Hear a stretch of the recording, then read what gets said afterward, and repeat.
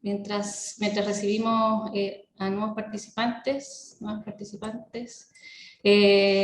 bueno, les damos la bienvenida, ahora ya formalmente empezamos a todos los asistentes, y primero que todo me gustaría obviamente dar las gracias a nuestros invitados, quienes nos acompañan hoy día a este espacio de conversación que organizamos como Departamento de Periodismo de la Universidad Alberto Hurtado, y en particular en colaboración con el curso de Comunicación Política y Opinión Pública, que es un curso que se encuentra, de hecho, realizando un seguimiento a la campaña presidencial, en particular a su desarrollo mediático y comunicacional.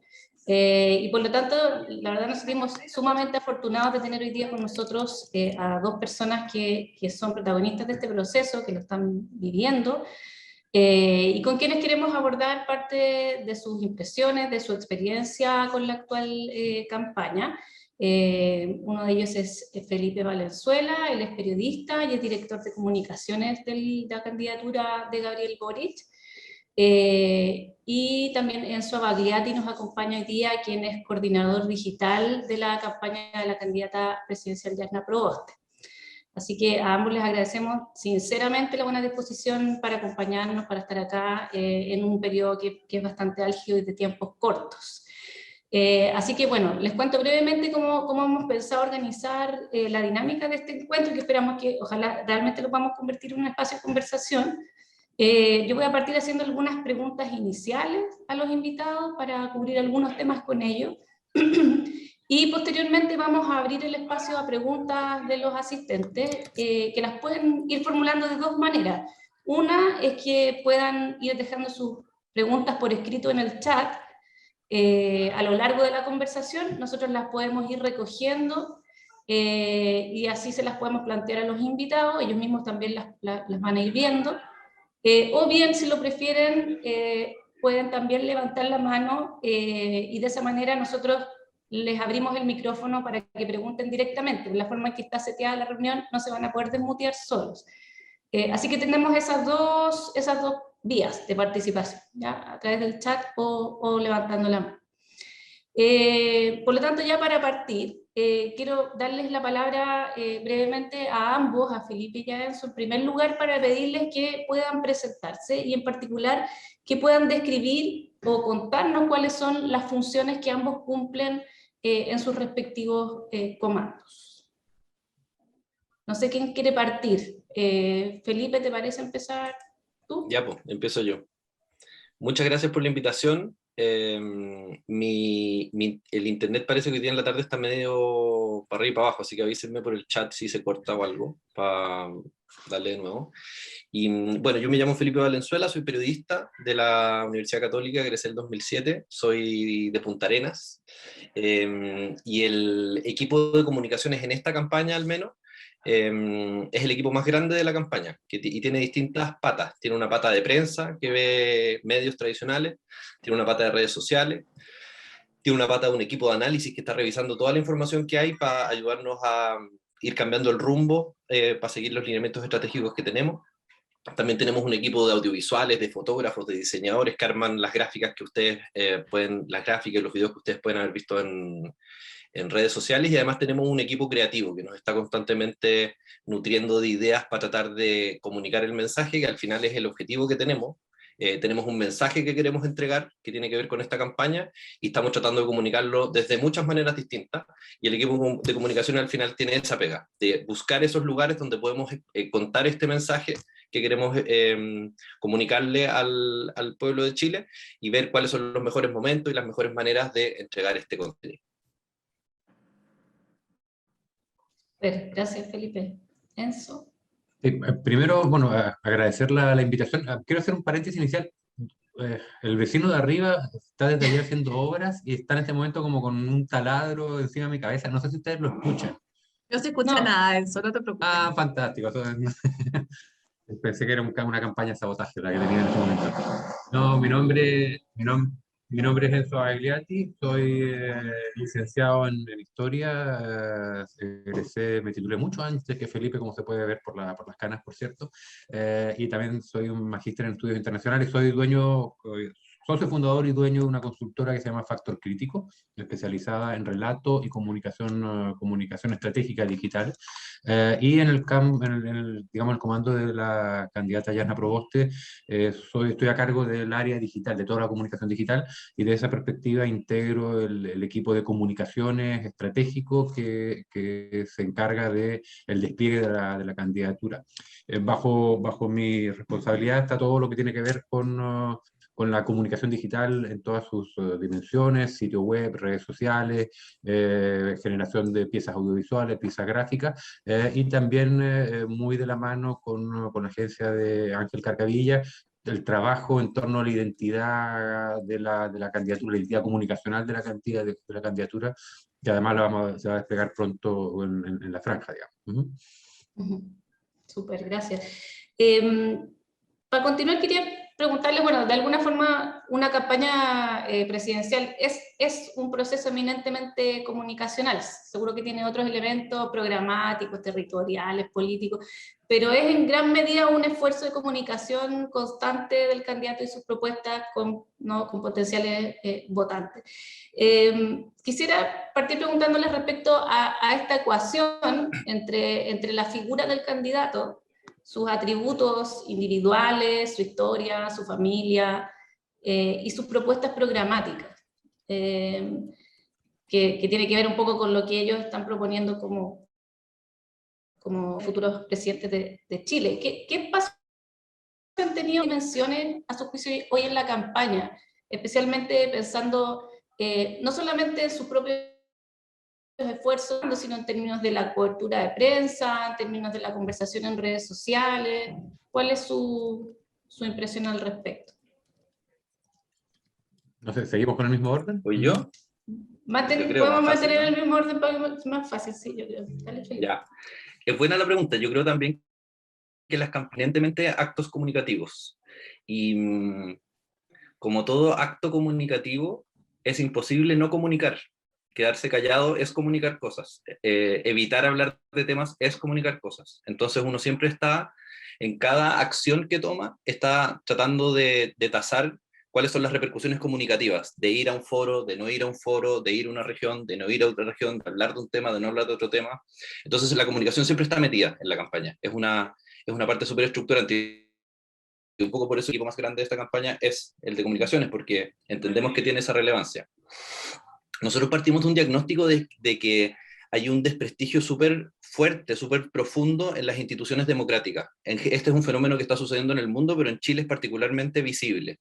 El Congreso tiene muy poco prestigio, la presidencia, los tribunales, los carabineros, la iglesia, los equipos de fútbol, etc. Las instituciones tradicionales en las que se apalanca la sociedad para tener este tipo de conversaciones, los partidos políticos.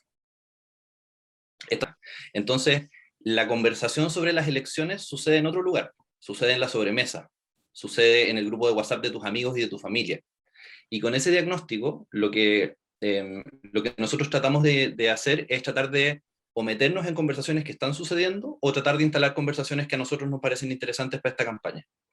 Y eso tiene que ver justo con lo que decía Jimena, con los atributos de Gabriel Boric y del proyecto político que está alrededor de Gabriel Boric y con las propuestas programáticas. Y yo creo que allí tratamos de encontrar una mezcla, porque solo hablar de lo interesante, joven o bacán que es Gabriel Boric es muy liviano, es poco denso, y hablar solo de la propuesta de FP y los 3 pilares que tiene nuestra propuesta y el pilar contributivo y no sé qué, es demasiado denso y se vuelve difícil de comunicar. Y está súper estudiado además de que las decisiones que las personas toman a la hora de elegir un candidato son mucho más emocionales que racionales. Entonces hay que ser capaces de contar una historia que tenga que ver con una persona real, genuina, y que tenga rasgos emotivos, pero que no sea solo un cuento, sino que tenga que ver con un proyecto que está asentado en lo programático. Y yo creo que esa es la mezcla que uno está tratando de hacer constantemente en la campaña, descubrir conversaciones en las que uno puede meterse para hablar de lo que quiere, y cuando uno se mete en esa conversación, tratar de hacer una mezcla entre por qué Gabriel Boric, en nuestro caso, es la persona que tiene que empujar estos cambios, y de qué se tratan estos cambios, qué significan en concreto, cómo le va a cambiar su vida concreta si es que es este tipo el que va a presidir Chile.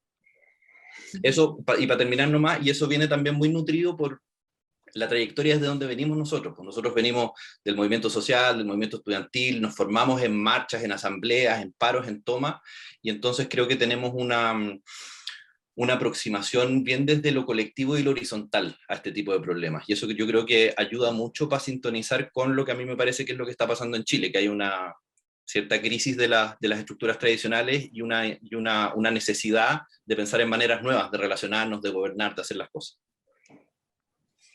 Súper. Oye, yo parto encontrando un punto en común con Felipe que tiene que ver con el desprestigio de las instituciones, el desprestigio de digamos, de la convivencia o la incapacidad que ese desprestigio genera en la convivencia democrática, la incapacidad de encontrar puntos que nos faciliten los acuerdos, la capacidad de encontrar mecanismos o el desprestigio de los mecanismos de resolución de conflictos o de diálogo que históricamente habíamos tenido en nuestra democracia desde 1989 en adelante. Y ese es el punto de partida que yo creo que, independiente del sector político al cual pertenezca una candidatura, es ineludible partir desde ahí. Dicho eso, en nuestro diagnóstico y en cómo desde nuestra candidatura se juntan los atributos personales de Yasna con una propuesta más que programática, una propuesta, una visión de hacia dónde creemos que el país tiene que digamos, moverse, también es un elemento muy importante el peso que en ese desprestigio ha jugado en la recta final de los últimos 4 años el mal gobierno que hemos tenido. O sea, no es posible sacar de la ecuación de desprestigio al gobierno de Piñera y su incapacidad de escuchar las demandas sociales después del 18 de octubre y de anticipar que eso iba a pasar. Entonces, efectivamente el 18 de octubre marca un antes y un después, un punto de inflexión en la política chilena que marca esta elección de manera importante. Y desde ese diagnóstico, la combinación que nosotros, que Yasna en realidad hace en su candidatura, tiene que ver con la mezcla entre elementos profundamente identitarios que ella tiene. Ella es de regiones, vive en regiones, su casa está en Vallenar, ha hecho toda su carrera política en regiones, la mayor parte, salvo los cargos que tuvo a nivel ministerial, pero además lo ha hecho en muchas ocasiones a contrario de la élite de lo que era la concertación ni de la élite de su partido.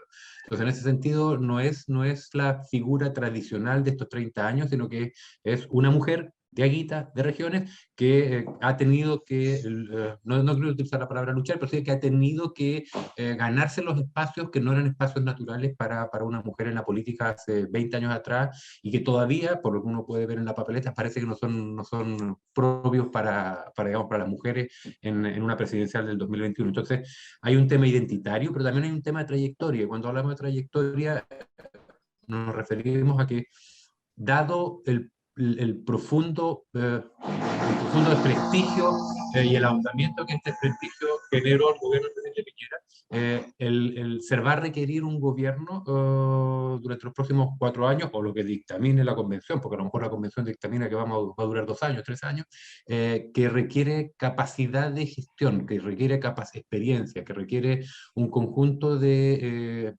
atributos que es difícil improvisarlos de la noche a la mañana. Entonces, esa perspectiva, la proyección que hace Yasna y la invitación que hace Yasna al país tiene que ver con una identidad, soy esto, pero también con una trayectoria que se traduce además en compromisos específicos en un programa. A todo esto hago la infidencia que se va a lanzar en los próximos días, ya lo tenemos casi listo, y donde hay propuestas concretas de acción muy en el corto plazo, entendiendo de que no se puede esperar 15 años para una reforma de pensiones, sino que hay una reforma, en el caso específico de pensiones, que tiene que hacerse cargo de lo que está ocurriendo en los próximos 2 o 3 años. En parte la pregunta sobre esta ecuación, ahora sí estamos escuchando al vecino. Enzo, te pagué un ratito del volumen, pero tú me dices cuando no hay problema. En parte esta pregunta sobre la ecuación entre atributos y programa, la preguntaba porque quizás como consecuencia de los debates que han precedido ahora el inicio de la campaña más formal, digamos, había mucha confrontación, digamos, entre los candidatos, o al menos eso ha sido lo que ha sido noticia en ocasiones. Y hay cierto diagnóstico respecto de que esta campaña es una campaña especialmente polarizada. Quiero preguntarles sobre eso, no sé si están de acuerdo con ese diagnóstico, consideran que esta sea una campaña más polarizada, más confrontacional quizás que otras que habíamos experimentado en los años anteriores. No sé si tienen alguna idea al respecto. Yo a propósito de lo que decía Enzo, del desprestigio cuánto este gobierno ha ayudado al desprestigio de las instituciones, que creo que es muy cierto, lo comparto. Creo que ahí hay un primer ladrillo para construir esta polarización. Y de todas maneras, todas las campañas tienen como uno de sus elementos cierto antagonismo. Uno dice, o cuando estábamos en el 2011 en las calles decíamos educación pública, gratuita y de calidad, y lo que estábamos diciendo al mismo tiempo es, hay gente al otro lado que quiere lucrar con la educación. Yo soy esto y tú eres esto otro. O cuando decimos no más AFP, estamos diciendo, pero allá hay gente que quiere mantener las AFP. Y creo que este gobierno ha sido tan malo en tantos aspectos distintos. Llegó tarde con las ayudas de la pandemia, regaló un bono de 65 lucas que no servía para nada, reprimió brutalmente la expresión y la movilización del pueblo en el estallido. Bueno, hay una lista larga de cosas, las cosas que hemos visto ahora con los Pandora Papers, que ese antagonismo se ha ido extremando, creo yo, porque es tan malo esto que uno adopta una posición de es urgente cambiar, no podemos permitir que esta gente siga gobernando. Y por otro lado, el ascenso de Kast en las encuestas también contribuye a una polarización en el discurso, que yo creo que es súper dañino para el momento que estamos viviendo. Instituciones de la democracia desprestigiadas y por lo tanto pocos lugares para tener conversaciones como esto, como conversaciones en que tratamos de entender al otro, tratamos de llegar a acuerdos o de expresar con racionalidad las diferencias. Eso está muy inexistente en el espacio público en Chile hoy día, más una candidatura que cada vez extrema más el discurso y que además hace trampa en la campaña, tiene voz, distorsiona lo que debería ser un diálogo democrático, y yo creo que eso hace accidente. Se trata también de poner sobre la mesa distintos proyectos para que dialoguen y conversen y para que las alternativas disponibles, los proyectos políticos disponibles para elegir. Y eso se vuelve muy difícil cuando la discusión se polariza y cuando además se enturbia con mentiras o con robots que se hacen pasar por humanos. Sí, concuerdo con lo que dice Felipe. También agregar dos cosas. Primero, este no es un fenómeno exclusivo de Chile, el tema de la polarización de la política. Hay varios estudios de opinión pública que en Chile dicen que la polarización es más bien un fenómeno de la élite, pero que en la base social esa polarización no existe, y uno podría efectivamente cuando ve los resultados del plebiscito, el 80% de la población opta por una de las dos alternativas, claramente la polarización está en otro lado.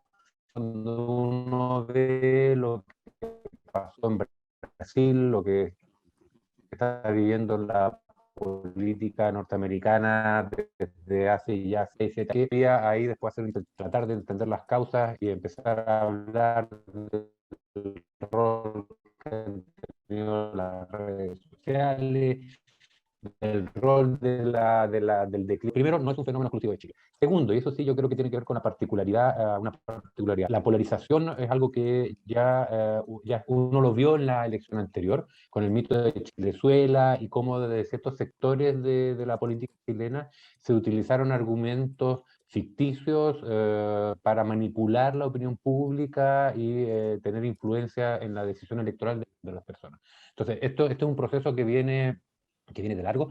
Yo fui coordinador de comunicación digital de la Presidencia de la República entre el 2015 y el 2018, en el segundo gobierno de la presidenta Bachelet, y me tocaba ver las estrategias que habían para polarizar redes sociales, especialmente Twitter, y ojalá que esa posición se tradujera después o se transmitiera a los medios de comunicación.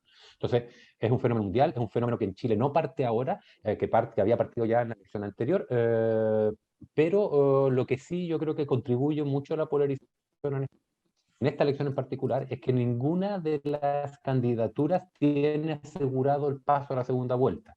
Más allá que efectivamente la candidatura de Gabriel Boric aparece en todas las encuestas, salvo la Cadem del último día, después no sé si habrá espacio para conversar de eso, pero el hecho de que no haya ninguna candidatura que tenga asegurado el paso a la segunda vuelta hace que la lógica que siempre está en las elecciones presidenciales, que es una lógica, siempre hay un registro confrontacional en estas elecciones, en este caso se exacerbe. ¿Por qué? Porque nadie puede jugar un poquitito a la ofensiva. Tradicionalmente, los que juegan a la ofensiva son más puntudos, tienden a tensionar más el debate, son los que vienen de atrás.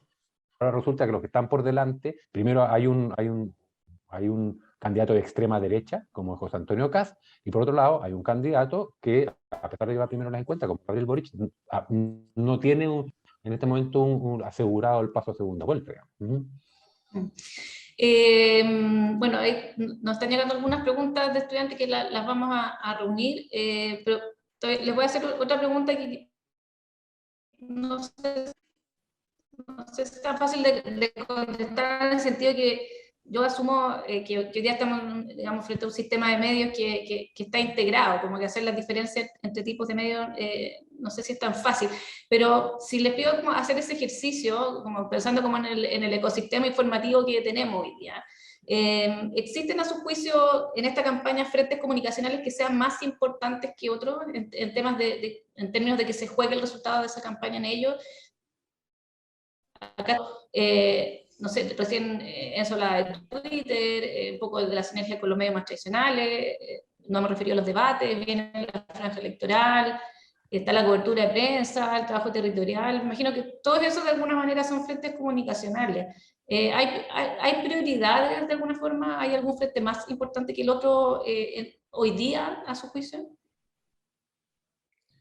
Yo creo que sí. Porque antes quería tocar algo que decía Enzo, que me parece interesante, que es esto de que nadie tiene el asegurado hoy día. Como lo que dice el manual de las elecciones es que una candidatura que va en primera vuelta dice, no, pues yo ya estoy listo. Como uno trata de consolidar eso en la opinión pública. Y sucede hoy día que los termómetros que tenemos para medir eso son encuestas que llevan unos 8 años demostrando que no sirven para medir lo que dicen medir. Y estamos como en una rutina como de la gente que lee el horóscopo, y que lee el horóscopo sabiendo que es mentira, pero igual dice Capricornio. Porque voy así con este ambiente de mala discusión pública. Las cosas que se supone que miden cómo le está yendo la campaña, sabemos que no sirven para medir. El discurso público está polarizado y está bien carente de ideas, y más las otras cosas que mencionamos. Quería mencionar eso nomás para sumarme a lo que dice Enzo, de que hay poca claridad de lo que está pasando. Todos los que estamos viendo tenemos cierta sensación de guata de lo que vemos, y miramos las encuestas y como que apostamos a que esta vez sí le van a chuntar, pero llevan demasiado rato sin achuntarle. Y sobre lo que dice Jimena de los distintos medios, yo también comparto, y hay que entenderlo de esa manera. Pero sin embargo, hay una segmentación de audiencia. Los usuarios de TikTok son distintos a los lectores de La Tercera, en números gruesos. Y toda campaña toma ciertas decisiones estratégicas y dice, hay un grupo de la población al que prioritariamente quiero hablar. Y esas definiciones entonces al final tienen consecuencias en qué tipo de medios vas a usar.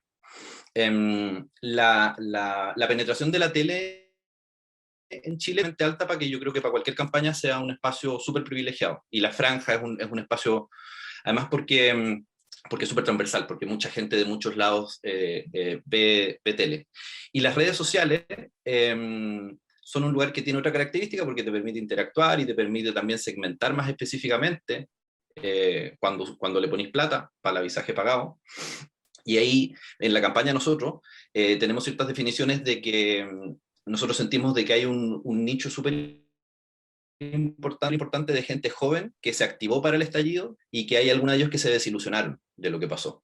Y nosotros sentimos que esa gente como que nos sentimos cercanos generacionalmente, pero también en las causas, y sentimos que hay un mundo al que tenemos que ir a hablarle, para sobre todo incentivarlos a que vayan a votar, a que crean que es posible seguir empujando estos cambios, a que no está perdido. Y ahí en Instagram y en TikTok hay como, ahí es donde más se congregan. Y hay otro segmento de audiencia que es gente un poco más vieja, de 35 o demás, que quizás quiere empujar cambios, pero no tiene tan claro de quién es el mejor, quién puede ofrecer más certidumbres de esos cambios. Y yo creo que ahí quizás nos topamos con la gente que está mirando a Proboste y a Boric. Y ahí nosotros estamos haciendo un esfuerzo de mostrarles que esto es un proyecto colectivo, que lleva tiempo, que es serio, que tiene propuestas, que estamos preparados para hacer esto y que vamos a empujar cambios. Entonces, respondiendo a la pregunta, sí, siguen siendo importantes hacer cierta segmentación, porque las audiencias reuniéndose de manera no aleatoria en distintos lados. Enzo, ¿qué impresión tienes tú? Esta es una, digamos, una competencia que se tiene que dar necesariamente en todos los frentes comunicacionales que tú mencionabas, Jimena. O sea, no hay y lo digo viniendo desde el mundo digital, quien crea de que hoy las elecciones se ganan exclusivamente en redes sociales, está cometiendo un error profundo. Yo entiendo ningún estudio académico serio que pueda traducir adhesión digital en electoral, no más allá de que las redes, igual que las encuestas de opinión, son termómetros que cuando uno sabe ecualizarlos, cuando uno sabe leerlos bien, entregan efectivamente elementos muy interesantes para el diseño de estrategias o para la adaptación de las estrategias. Pero quien hoy diga que una elección se gana exclusivamente en lo digital, está y que hoy diga también que el puerta a puerta o el trabajo territorial es la base para ganar una elección, también comete un error.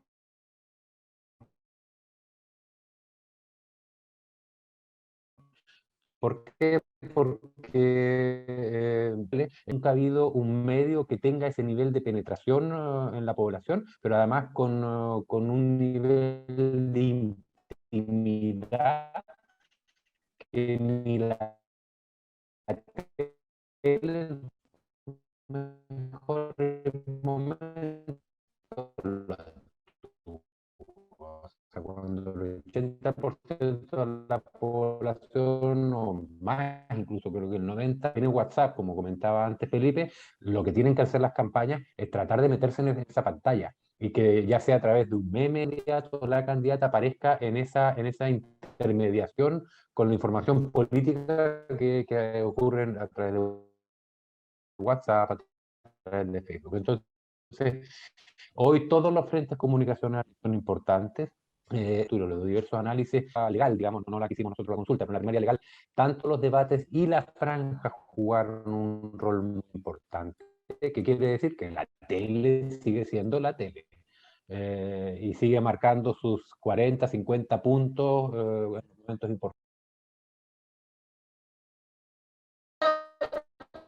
Vamos a juntar un par de los estudiantes, y hay un par que se refieren al uso de redes sociales, entonces las podríamos juntar y referirnos un poco a eso. Por ejemplo, acá Sebastián Correa pregunta si hay total independencia de los candidatos en publicar lo que ellos quieran en redes sociales, o si todas las publicaciones están deliberadas colectivamente. Por ejemplo, o sea, se refiere más bien al uso personal, o qué tan relevante el uso personal de Twitter del candidato, y qué tan factible también. Y Sebastián Escares pregunta, por ejemplo, ¿cómo lo hacen ustedes para hacerle frente comunicacionalmente a los bots de las redes sociales, o por ejemplo a las fake news? A esos dos temas para centrarnos un ratito en el manejo de redes. Buenas, sobre la primera, sobre la pregunta de persona que es nativo de Twitter, y él se creó su Twitter y él siempre lo ha usado y le gusta usarlo, y entonces no es fácil decirle como, ya, se acabó como pasa las claves y yo también entro la cuestión, porque él tiene un vínculo, como muchos de ustedes me imagino tendrán, con sus propias redes sociales. Entonces ha sido un trabajo de primero encontrar el tono genuino de él, y además tenemos un proceso en el que cada tweet que sale de la cuenta de Gabriel le pega una mirada, porque él tiene una que le gusta mantener. Y se meten, y ponte tú, para los partidos de fútbol de la Católica o de Chile, el Gabriel tuitea nomás, y nada que hacer. Y el esfuerzo de una campaña es transmitir un mensaje, como les decía antes. Hay algo que le queremos contar a los chilenos y chilenas, que tiene que ver con por qué nosotros queremos gobernar este país. Y estamos tratando de decirlo por todos lados. Y tenemos un equipo que trabaja todo el día para tratar de pensar formas interesantes de decir estas cosas. Y entonces, el Gabriel, que anda en otro ritmo, porque anda en la calle conversando con gente, de repente se mete al celular y tuitea, muchas veces nos desordena esto.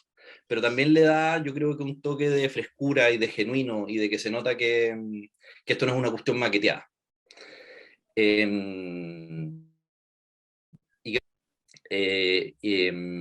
en lo otro, de los bots y las fake news, es súper difícil, porque está súper estudiado que las fake news corren muy rápido por redes sociales, y las rectificaciones de fake news corren muy lento y tienen muy baja recordación. Entonces, por ejemplo, hace 1 o 2 semanas, del comando de Kast, o sea, no del comando, pero los usuarios cercanos a Kast, sacaron una ficha médica falsa que decía que Gabriel estaba en tratamiento por adicción a la cocaína. No sé si alguno de ustedes lo habrá visto. Nosotros nos enteramos de esto y empezamos a hacer las gestiones para desmentir esto. Pero eso se demora unas buenas 3, 4, 5 horas. Entonces, cuando ya tuvimos el desmentido, esta noticia falsa había transitado por todo el que se quedó solo con la noticia falsa y que nunca se enteró del desmentido. Entonces, se empiezan a instalar situaciones que no son reales, y a eso me refiero un poco con la trampa, porque el proyecto de Kast y el proyecto de Gabriel Boric son distintos, y es interesante revisar esas diferencias. Y hay cosas en que uno puede decir, mira, yo a este le encuentro razón, a este no le encuentro razón, pero cuando empiezo a inventar de que el candidato es adicto a la cocaína, me salí de la cancha. Y la democracia no se trata de eso, pues se trata de contrastar distintos proyectos, votamos y vemos con cuál nos quedamos. Entonces es difícil. Los que usan fake news tienen cierta ventaja en estas competencias, porque, por lo que le digo, porque la mentira se mueve más rápido y es más recordada que la rectificación. Entonces lo que hacemos es que tratamos de denunciarlo nomás, tratamos de denunciarlo y de advertir a la audiencia de que esto está sucediendo y que tienen que ser cuidadosos con la información que leen y la que creen. Ojalá Enzo tenga alguna solución mejor que esa, porque es un problema al que no tenemos muy buena solución por ahora. No, apagar las redes sociales es la única solución que veo por el momento. No, fuera broma. Respecto a la primera pregunta, no es nativa digital, por cierto, Yasna. Ella era política y tenía cargos de representación, cargos digamos, políticos antes de que las redes explotaran en Chile. Mundo, pero ha ido incorporando mucho antes de ser candidata, ¿no? Ha ido incorporando a su repertorio de instrumentos de comunicación las redes sociales, y cada vez interiorizándose más y apropiándose más de nativos de las redes sociales. O sea, en ese sentido, por ejemplo, el tema de los Facebook Live, que ella empezó a hacer cuando apenas fue nombrada presidenta del Senado, porque entendía de que como presidenta del Senado, en este contexto de desprestigio de las instituciones, necesitaba generar algún espacio de vínculo directo con la ciudadanía, como parte de su rol institucional de tratar de informar, compartir y generar una cierta mayor credibilidad, en este caso en el Senado como institución. Entendió de que los Facebook Live eran un formato que le permitía ese diálogo más directo. Entonces, ha ido incorporando nativamente, o sea, incorporando formatos nativos. En el caso específico de Twitter, digamos, también esa es su cuenta personal. Ella obviamente no es tan tuitera como Gabriel, pero todos los mensajes que salen por su cuenta o los redacta ella, o en un equipo que tenemos, un grupito que tenemos donde estamos 3 o 4 personas, le hacemos propuestas, ella valida, de repente corrige, de repente pide ella misma, oye, prepárenme un tweet sobre esto, pero todos esos mensajes que salen por su cuenta son mensajes de ella, que han sido visados, validados y revisados por ella. En las otras redes tenemos quizá un poquito más de margen de maniobra al equipo, porque obviamente ella no, también lo mismo, está en terreno, está en reuniones, además ella no ha dejado de ser senadora, y estamos haciendo una campaña donde hay 2 o 3 días a la semana, 2 días, realidad tienen su agenda copada por la propia actividad del Senado. Entonces es difícil para ella estar pendiente de todas sus redes, pero Twitter es una red que es especialmente de ella. Y respecto del tema de los bots y de la desinformación, el panorama es bien sombrío. O sea, ya yo comparto con Felipe de que compiten con ventaja quienes crean estos procesos, verdaderos procesos de desinformación. Nosotros lo hemos vivido intensamente desde el día antes de que Yasna hiciera el anuncio el 23 de julio en Vallenar, cuando dijo que era candidata. Desde el mundo de la derecha dura, el mundo de José Antonio Caz y sus adherentes, surgió, digamos, este tema de los 600 millones, que es una profunda mentira. Cuando uno analiza los datos cuenta de que el famoso robo nunca ocurrió, porque de hecho a Yasna no se la acusó de robo. Ninguno de los 5 capítulos de la acusación constitucional le imputaba ningún robo. La Contraloría después dijo que todo había sido anterior a su periodo. La Corte Interamericana de Derechos Humanos le exigió al Estado de Chile una cierta reparación moral.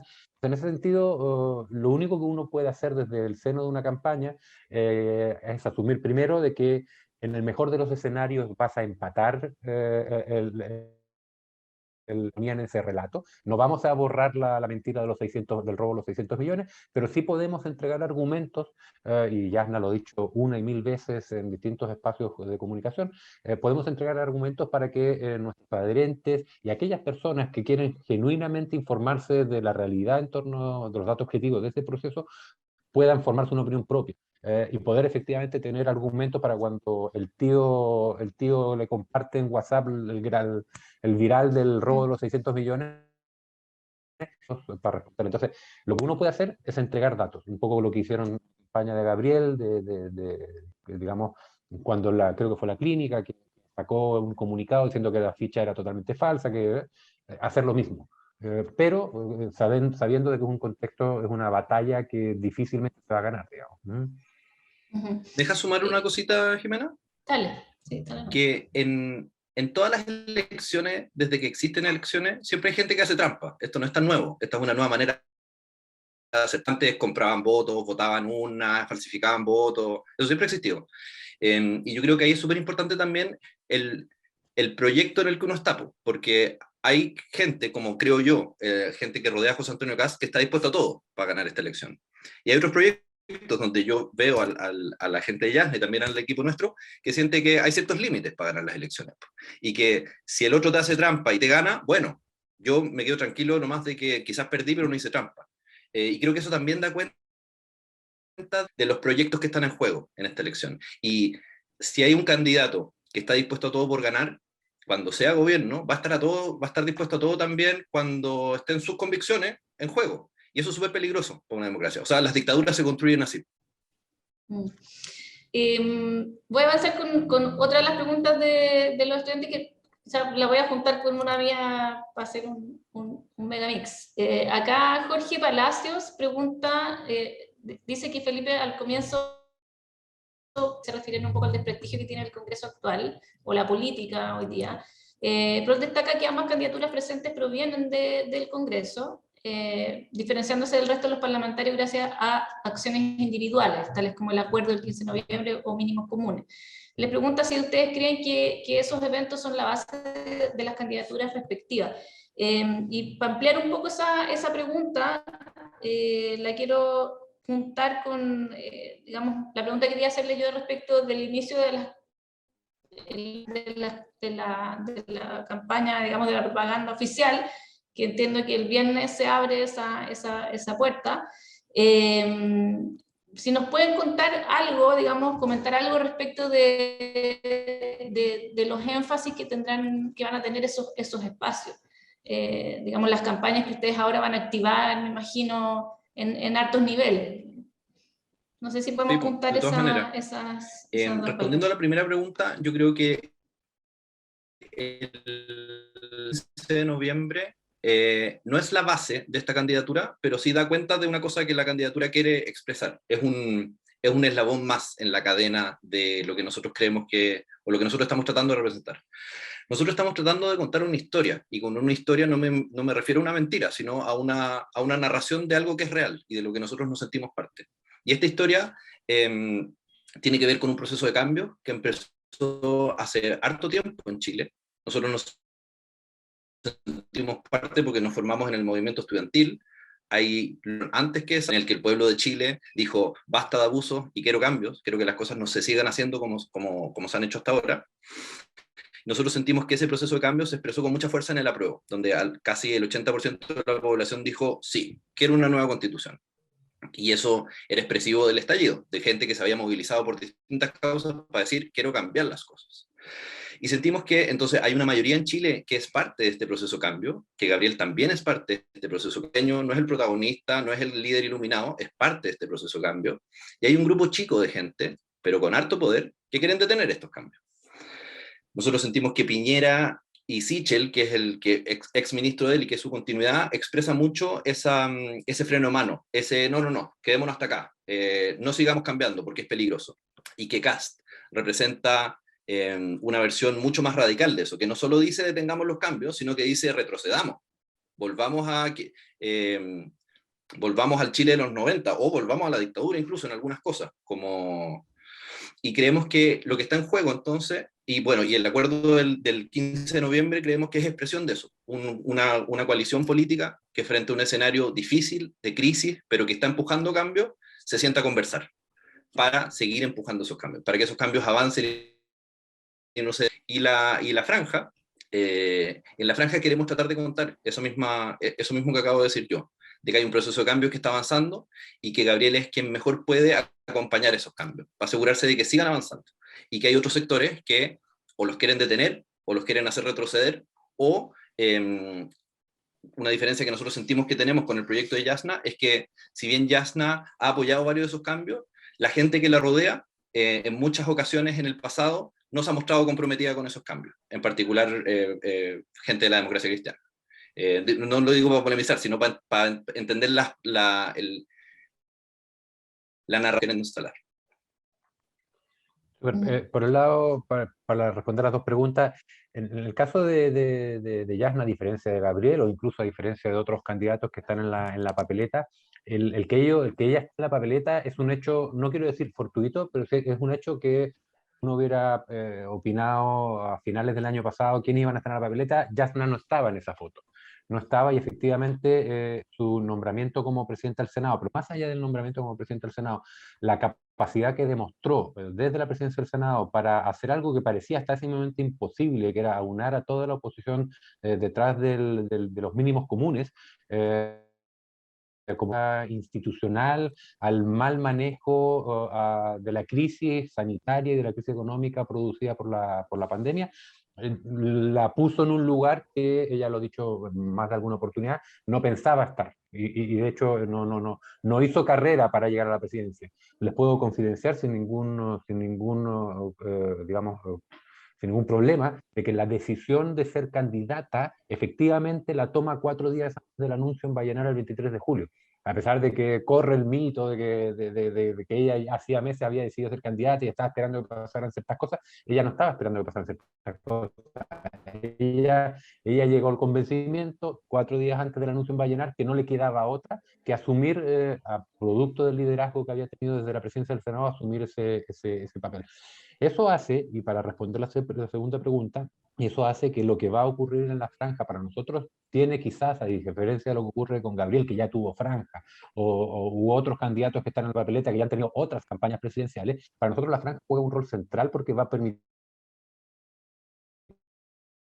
en horario prime, por decirlo así, por primera vez en plenitud a la candidata, a sus rasgos identitarios que son centrales en el relato de su trayectoria política y de lo que queremos mostrar en la franja, pero también demostrar que esos rasgos identitarios van asociados también a una trayectoria que le permiten asegurar un cierto grado de gobernabilidad, de cambios profundos en paz, como que es algo que yo creo que más allá de que podamos estar de acuerdo con Felipe respecto digamos, de las necesidades de esos cambios y las necesidades y estar de acuerdo en las motivaciones que están detrás del estallido social, y que tenemos que hacer esos cambios, también hay que tener en claro que Chile no aguanta otro gobierno o 4 años más con inestabilidad. No es posible que siga el grado de movilización social, o sea, hay que mantener la movilización social, pero que eso no impida que las pymes puedan seguir funcionando, que eso no impida de que la vida normal en el país se pueda seguir desarrollando. Entonces, nosotros lo que queremos mostrar precisamente es que estamos comprometidos con esos cambios, ya, y ahí funciona la ADC que hace Felipe, Yarna es de los sectores más progresistas de la ADC, y como le decía al principio, muchas veces en contra de la élite de la ADC, que era una élite mucho más conservadora. Parte de esa élite hoy precisamente está con Sichel. Entonces, en ese sentido, no se trata solamente de apostar por los cambios, que hay un compromiso firme, sino también apostar porque esos cambios se puedan realizar en un cierto grado de normalidad que permita reencontrarnos. Y ahí hay una palabra que va a ser central en el relato de nuestra franja y que tiene que ver con la reconstrucción. Tenemos que reconstruir Chile, tenemos que sanar Chile, tenemos que reencontrarnos, tenemos que estos espacios de deliberación y de resolución de conflictos que nuestra democracia hay que recuperarlos. No es sano para Chile de que haya un candidato de extrema derecha que, más allá de que puedan estar equivocadas, marque 20, 25 puntos en una encuesta. No es sano. No es sano porque sabemos que el juego de ese candidato es un juego que solo va a polarizar. Entonces la pregunta es... De la conversación, ambos se refirieron a las encuestas y un poco a la información,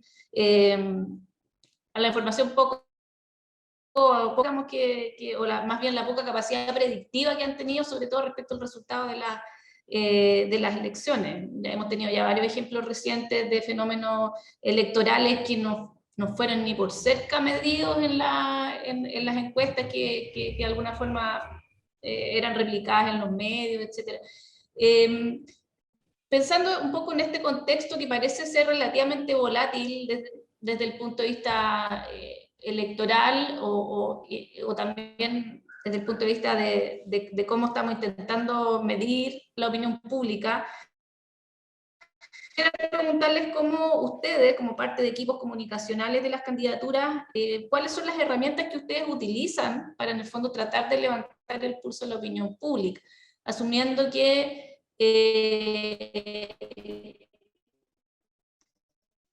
efectivamente me imagino que las tomadas de redes sociales también son un espacio de escucha de alguna forma, pero no sé qué tanta información les entrega eso a ustedes desde el punto de vista de cómo el candidato se está posicionando o la candidata se está posicionando en algún grupo. Por eso les quiero preguntar un poco cuáles son las estrategias que ustedes están tratando de desplegar para tener algún sentido del pulso de la opinión pública respecto de cómo su candidatura está siendo percibida. No sé si es que quiere partir al respecto. Pues yo. Vaya tú. Bueno, yo creo que algo interesante de las elecciones de los últimos años es que hay mucha información disponible. Y si bien las encuestas, como decía yo, es información no muy confiable, las tenemos a la vista, y son interesantes las encuestas para compararlas entre sí, para ver cómo van evolucionando en la medición de esa encuesta, las distintas cosas que miden esas encuestas. Nosotros, como les contaba, en el equipo de comunicaciones tenemos un equipo de análisis. Y es bien particular, en las elecciones por lo general los equipos de análisis de datos están como lejos de comunicaciones. Pero a nosotros nos interesa mucho, dado que hay tanta información disponible, que las decisiones comunicacionales que hacemos estén basadas en datos y no solo en intuiciones. Y entonces este equipo de análisis está constantemente revisando encuestas, está haciendo una revisión de prensa también, está haciendo una revisión de análisis electoral. El CERVEL da votos de cómo se comportan las distintas mesas en las distintas comunas de Chile, entonces ahí uno puede hacer ciertas inferencias que permiten entender un poco cómo se comportan los distintos territorios o qué preferencias tienen, y principalmente tenemos un equipo grande de escucha de redes sociales. Entonces constantemente estamos viendo las publicaciones que hacen las distintas candidaturas, los comentarios que tienen las publicaciones de las distintas candidaturas, y también cómo interactúan. Hay tanta información disponible que se pueden armar gráficas de redes entre candidatos y usuarios. Entonces uno puede entender no solo en los números, cuántos likes o cuántas publicaciones o cuántos comentarios positivos, sino también conocimiento más detallado de cómo y en qué temas uno puede ver que Marco Enríquez Ominami y Jasna Proboste están juntos. Y eso te permite entender, que al final es lo que nos interesa, entender a la audiencia, uno diría, entender al electorado, diría uno o sea, entender a la audiencia, uno diría como en comunicaciones normales, al electorado en campaña, para tratar de lograr lo que les decía antes, para tratar de entender cuáles son los temas de los que están conversando, y de qué manera tratar de meternos en esa conversación o proponer conversaciones que a esas audiencias les interesen para poder hablar del Chile que estamos soñando. Sí, efectivamente hay mucha información disponible. No hay, nosotros con escucha activa de redes sociales, mirando las encuestas de opinión pública que son recurrentes en el país, algunos estudios que hemos encargado nosotros también, estudios más cualitativos, focus, o sea, así como antes hablábamos que ningún frente comunicacional por sí solo, una candidatura, hoy tampoco ni análisis por sí sola, permite entender la complejidad de un electorado, que además en el caso chileno, que en los últimos procesos ha tenido algunos cambios importantes, producto de la característica del proceso mismo, plebiscito, que es un proceso que convocaba a mucha gente joven, pero por otro lado también impactado por la pandemia, donde un elector, un votante que tradicionalmente estaba movilizado y que siempre iba a votar y que lo consideraba un deber cívico, por temor al contagio, dejó de votar un poquitito en estos procesos. Entonces, en un contexto de voto voluntario, por lo tanto, donde hay un grado voto probable, el votante probable en Chile, es un ejercicio que es casi, como decía antes Felipe, como los horóscopos, o sea, es imposible hoy tener certeza. Entonces, ningún elemento por sí solo te permite tener una foto exacta. Tienes que identificar, sacar información y tratar de cruzarla con la que estaba obteniendo por otro lado. Pero además teniendo claro que finalmente cada candidatura tiene una identidad, tiene una propuesta, tiene una mirada de país. Entonces, la pregunta no es solamente saber para dónde va la corriente de opinión pública, el pacto electoral, sino cómo cada uno puede beneficiarse de esas corrientes. Porque salvo que uno sea Parisi, que se sube a cualquier micro que eventualmente genere popularidad, hay una cierta coherencia y una cierta consistencia de cuál es el país al cual la candidatura está apostando. Y en ese sentido, también saber leer estos datos le permiten a uno tener un anclaje en la realidad para saber si lo que se está proponiendo efectivamente va en la dirección que el país está diciendo o contrario censo, hay que hacer un esfuerzo pedagógico y eventualmente tomar decisiones que pueden tener un costo electoral, pero que son decisiones que se basan en la coherencia y consistencia propia de la candidatura. Bueno, para ir cerrando y para no quitarles más de una hora y día, les propongo terminar en una nota más amorosa quizás, o más íntima. Vamos a elegir dos de las preguntas que quedaron por acá. Una es la de Laura Moreno, que pregunta cuál es la fortaleza comunicacional que más destacan del candidato del otro. Y otra pregunta que hicieron al inicio, que tenía que ver más bien con su trayectoria, cómo fue que llegaron a ser parte de la campaña de sus candidatos. Imagino que acá, bueno, los periodistas o futuros comunicadores, Laura, no sé quién quiere partir. Yo creo que la principal fortaleza de Jasna lo sugería Enzo. Yo creo que ella es una mujer que tiene una historia súper interesante y que se nota que es una mujer fuerte, con pachorra. Que las cosas no se le han dado fácil, perseverancia y que tiene fuerza. Yo creo que eso es un atributo que se nota a primera vista en Jasna y que es muy positivo por una campaña. Una mujer decidida y fuerte.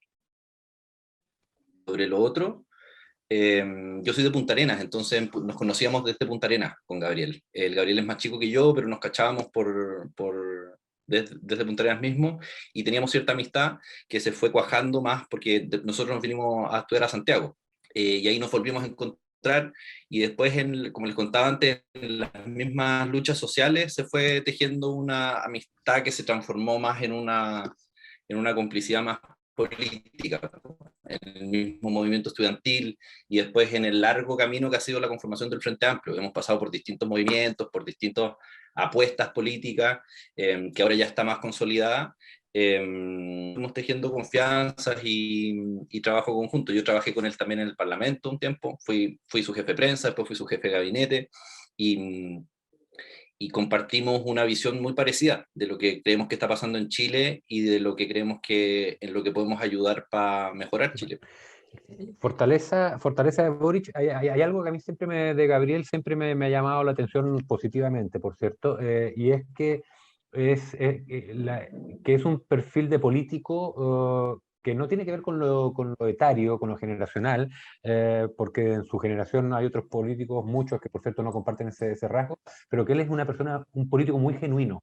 O sea, él es muy auténtico, y cuando uno lo escucha hablar, cuando uno lo ve sus intervenciones, cuando uno lo lee en redes sociales, uno se da cuenta de que no es un personaje en el sentido tradicional de construir una imagen de lo que se quiere ser y proyectarla, sino que es una persona muy auténtica, muy genuina, la que está comunicando. Y eso, efectivamente, han habido momentos importantes en la historia, se han podido ver, o sea, el acuerdo del 15 de noviembre, donde él se sienta a esa mesa, pese a que su partido no estaba por ese acuerdo y él lo hace a título personal, ahí uno se da cuenta de que hay alguien que genuinamente está disponible para poner todo su capital político al servicio de algo en lo cual él cree. Y eso yo creo que es una de las principales, si no la principal fortaleza que él tiene, y que yo creo que le hace bien a la política chilena, ese tipo digamos, de políticos que hablan desde la profunda convicción, la comunican esa convicción. Y desde digamos, la trayectoria personal, yo a Yasna la conocí 4 días antes del anuncio de Vallenar, que fue la primera vez cuando me invitaron a ser parte de su campaña. Hay personas que me conocen, que eran parte de su círculo de asesores, que están, digamos, trabajando con ella, y que recomendaron el nombre Factor Crítico de la consultora, más que de Enzo Bagliati. Pero asumo que tiene que ver también con una confianza en un trabajo que soy un orgulloso integrante de equipos de varios gobiernos estos 30 años. Creo que fueron 30 años donde, con sus luces y sus sombras, Chile progresó. Quizás hayan sido los mejores 30 años, y ojalá podamos proyectarlo, los mejores 30 años donde se combinó progreso material con bienestar personal, digamos, con bienestar de las personas, con progreso, con libertades civiles. Y en ese sentido, yo creo que también un poco la confianza, cuando Yasna nos la entrega para hacernos integrarnos a su equipo, tiene que ver con eso, con una cierta comunión con el proyecto de ella, pero también ciertas competencias técnicas en lo que tenía que ver con la comunicación digital. Como comenté, había sido parte coordiné la estrategia digital de la Presidencia de la República durante el segundo gobierno de la presidenta, había trabajado previamente con el expresidente Lagos. En ese sentido, yo creo que esa fue esa trayectoria la que Yasna vio en nosotros.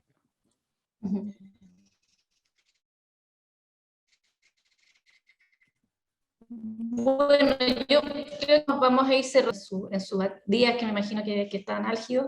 No sé si quieren decir algo más para cerrar, dejarle algún tema que se les haya quedado en el tintero, alguna invitación a la audiencia antes de que nos despidamos. Les doy esa carta si que lo desean. Felipe, si quieres cerrar tú y después yo voy. Sí, yo tengo una invitación, sobre todo ustedes que son gente joven y que fue protagonista de las movilizaciones que hemos tenido en los últimos años.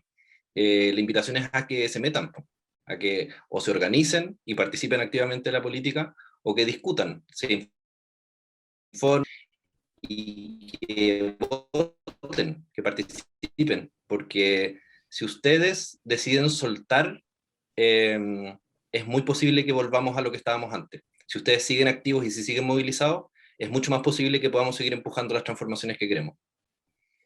invitación va en el mismo sentido, independiente por quién voten, ojalá no lo hagan por CAS, por cierto, pero voten. La elección que vamos a tener ahora en noviembre es una elección trascendental en la historia de Chile. Todos los que damos campaña siempre decimos que es la elección más importante. Lo que pasa es que esta efectivamente tiene ciertas particularidades que la hacen muy importante. O sea, están en juego los cambios profundos que el país necesita, está en juego la implementación. El próximo gobierno va a tener que hacerse cargo de la implementación de la nueva Constitución.